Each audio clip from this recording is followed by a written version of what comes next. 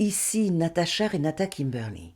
Nous voici à nouveau au moment de la pleine lune. En effet, ce jeudi 17 octobre à 13h28, heure de Paris, ou à 7h28, heure du Québec, la lune sera pleine et se trouvera à 24 degrés 35 dans le signe du Bélier. Cette superlune, visible pendant 3 jours, est la lune la plus brillante de l'année 2024. Elle renforce l'énergie lunaire que nous allons recevoir. Cette pleine lune a été appelée en Amérique du Nord, chez les Abénakis, les Anishinaabe et les Arapaho, la lune des feuilles qui tombent. Chez les Algonquins, la période du givre blanc sur l'herbe. Chez les Apaches, le temps où l'on rentre le maïs. Chez les Assiniboines, le moment où les deux côtés se rejoignent. Chez les Cherokees, le temps des récoltes. Chez les Cheyennes, la période où les bords des rivières commencent à geler. Chez les Choctaws, la lune du chat sauvage. Chez les Cris, la lune lors de laquelle les oiseaux migrent vers le sud. Chez les Creeks, la lune de la grande châtaigne. Chez les Haïda, le moment où les ours hibernent. Chez les Hopis, la lune des longs cheveux. Chez les Kalapuya, l'époque où l'on commence à avoir les racines du Sagittaire. Chez les Lakota, la période où le vent secoue les feuilles. Chez les Mohawks, la lune de la pauvreté. Chez les Ponca, le moment où l'on cache la nourriture. Chez les Potawatomi, la lune du premier gel. Chez les Shawnee, la lune fanée. Chez les Shoshones, la lune des ornières. Chez les Sioux, la lune du changement de saison. Chez les Tlingits, la lune des jeunes animaux. Chez les Wishram, la lune des voyages en canoë. Et chez les Zuni, la lune du vent puissant. Le signe à l'honneur au moment de cette pleine lune est la Balance, un signe d'air qui marque les personnes nées entre les 22 ou 23 septembre et les 22 ou 23 octobre, selon les années. Les maîtres mots des balances qui ont horreur du conflit sont l'harmonie, l'équilibre, la beauté et la paix. La pleine lune du 17 octobre se trouvera quant à elle dans le signe opposé, c'est-à-dire dans le Bélier, un signe de feu dont les mots-clés sont la détermination, la passion, l'indépendance et la combativité. Le Bélier, gouverné par Mars, le dieu romain de la jeunesse, du combat et de la protection du territoire, est impulsif, réactif, ambitieux, aventurier, téméraire et entreprenant. Il est caractérisé par un certain idéalisme et par un véritable optimisme qui lui permettent de faire face à toutes les situations et de ne jamais baisser les bras. C'est Mars, l'archétype du masculin, symbolisant l'expansion, l'action concrète et l'esprit d'entreprise qui favorise chez le Bélier le dynamisme, le courage, la confiance et l'audace. Le Bélier, qui a un besoin profond de s'affirmer, est attiré par le mouvement et l'envie de se battre et se trouve naturellement poussé à entreprendre des actions dans le monde matériel et concret. Cette pleine lune, dans l'axe Bélier-Balance, dont les aspects sont complexes et difficiles, est marquée par l'impatience et l'hyperactivité. Elle nous met sous l'influence d'une énergie intense qui nous électrise, nous rend hypersensibles et parfois agressifs. Elle nous pousse à défendre de belles valeurs morales, mais aussi notre foi et nos croyances spirituelles, tout en amplifiant les tensions que nous avons connues ces derniers mois.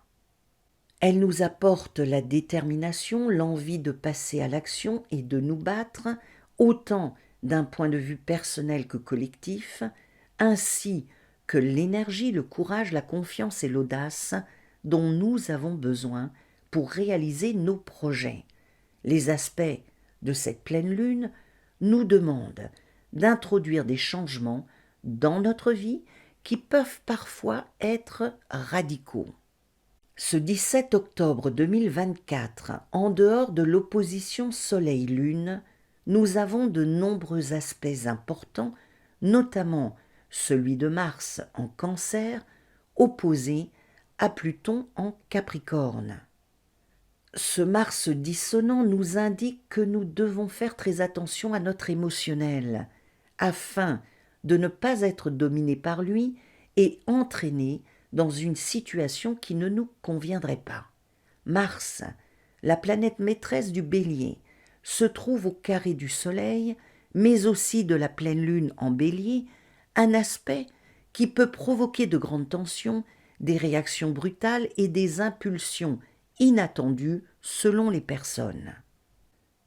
Il ne faut pas oublier Saturne en demi-carré à Pluton qui renforce ce côté peu favorable de Mars, qui, par ailleurs, forme un trigone avec Neptune et nous donne envie de nous battre pour nos idées et nos croyances.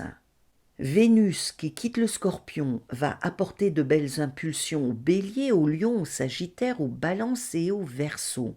Elle forme un magnifique trigone avec Neptune et produit un aspect qui impulse dans notre vie une énergie connectée à la bienveillance, à l'écoute et à la compassion. Il y a cependant une opposition entre Uranus en Taureau et Vénus en Scorpion. À l'instar de Mars, Vénus qui régit le Taureau forme un aspect négatif avec le signe dont elle est la maîtresse. Au moment de la pleine lune, elle se trouve en Scorpion, un signe passionnel et puissant. Cependant, 3 heures après, elle quitte ce signe pour aller dans le Sagittaire.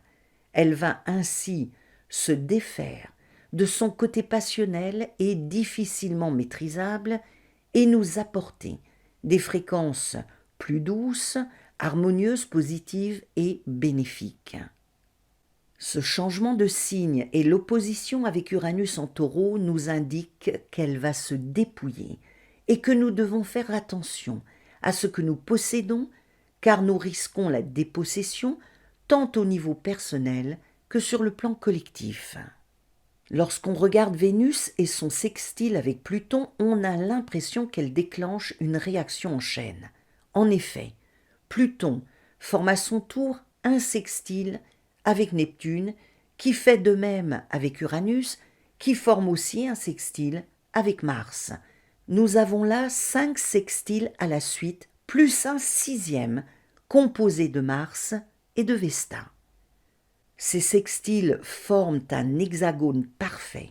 C'est dû au fait que presque toutes les planètes de cette pleine lune se trouvent dans le dernier décan des signes, une configuration qui impacte tout le monde, sauf Mercure et Saturne, qui forment l'un avec l'autre un trigone. Le retrait de ces 2 planètes dans le thème lunaire amène dans notre vie un manque de réflexion, de discernement et de raison en ce qui concerne Mercure et un défaut dans le cadre des bonnes règles de vie, de la loi et de l'ordre établi pour Saturne. Mercure et Saturne n'ont pas vraiment de contact avec les autres planètes, ce qui risque de nous entraîner dans une sorte de lessiveuse émotionnelle qui nous empêchera de bien nous repérer. Nous avons également lors de cette pleine lune Chiron conjoint à la lune en Bélier qui nous demande d'être à l'écoute de notre santé et de notre bien-être et de trouver le juste équilibre dans ces domaines. Chiron peut nous aider à dépasser nos blocages et à nous libérer émotionnellement. Les planètes règnent sur différents domaines. Celles qui sont connectées à la croyance, à la foi et à la spiritualité sont Vesta, un astéroïde en lien avec la notion de dévotion et de pureté, Neptune, qui symbolise la foi mystique, l'inspiration et l'intuition, et Jupiter, qui représente la loi morale. Vesta, fille de Saturne, est en lien avec le signe de la Vierge. Elle est la déesse vierge qui représente la sagesse. C'est elle qui équilibre les différents trigones de cette pleine lune du mois d'octobre. La position de Vesta, opposée à Neptune, peut toutefois laisser présager des affrontements entre divers systèmes de croyances et de religion et entre différents types de spiritualité et de foi religieuse. Jupiter, quant à lui, se trouve au carré de Vesta et de Neptune et joue le rôle de juge, de censeur et de modérateur. En ce qui concerne cette pleine lune, nous pouvons dire que les béliers, les balances, les cancers et les capricornes, ainsi que ceux qui ont des planètes dominantes dans ces signes, subissent de plein fouet l'influence de cette lune très tonique en bélier et doivent être prudents quant à leur réaction.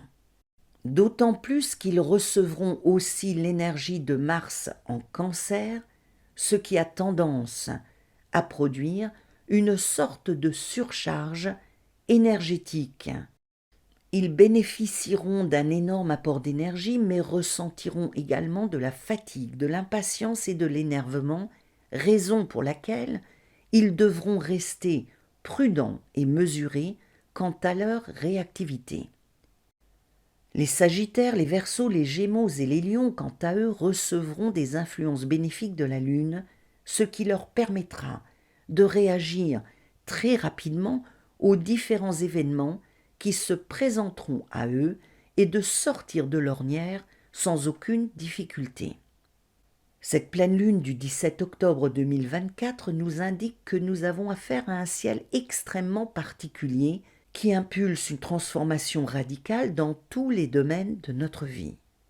Nous nous trouvons au niveau individuel, collectif et mondial dans une phase de grande turbulence, de changement et de libération. C'est une transition qui ne se fera pas sans mal, mais qui sera pour notre plus grand bien, car c'est la fréquence de cette lune qui nous apporte le dynamisme nécessaire à la reconstruction, à la transformation et à l'évolution. Pour vous aider à traverser cette phase qui s'étendra jusqu'à la nouvelle lune du 1er novembre en Scorpion, vous pouvez consommer durant toute cette période des infusions de sauge, la plante du mois d'octobre. Sacrée chez les Celtes, les Romains, les Égyptiens, les Amérindiens et bien d'autres communautés, la sauge était considérée au travers des âges et des cultures comme étant la reine des plantes médicinales.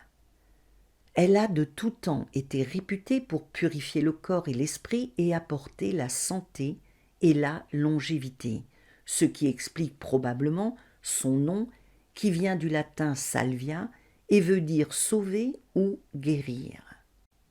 Cependant, faites attention car la seule variété de sauge à pouvoir être utilisée sans souci par voie interne est la sauge sclarée. Les autres sont toxiques et ne doivent être employées qu'avec précaution, en fumigation ou dans un charme non destiné à être ingéré. En Europe, la sauge servait également à confectionner divers talismans et était utilisée dans les rituels magiques à des fins de protection et de réalisation de souhaits. D'un point de vue symbolique, la sauge possède une énergie masculine. Elle est associée à Jupiter, le maître du ciel et de l'air, à la planète du même nom ainsi qu'à l'élément air. Consommer de la sauge lors de cette pleine lune va renforcer le rôle que tient Jupiter en tant que médiateur et juge et nous permettre de nous centrer sur des valeurs essentielles. Nous pouvons également adoucir cette période de pleine lune en portant sur nous une tourmaline noire ou bien encore une améthyste. Ces deux pierres nous aident à nous aligner et à lutter contre les sautes d'humeur. Elle nous apporte le calme et le recul nécessaires dont nous avons besoin avant d'entreprendre quoi que ce soit et nous évite de réagir au quart de tour. Voici en quelques mots ce que je peux vous dire sur les énergies de cette pleine lune du 17 octobre 2024 en Bélier, principalement axée sur la transformation personnelle et collective. Si vous êtes Bélier et si vous souhaitez en savoir plus sur votre signe, je vous propose de cliquer sur le lien qui se trouve sous la vidéo et vous donne des informations sur un programme que j'ai fait sur ce sujet.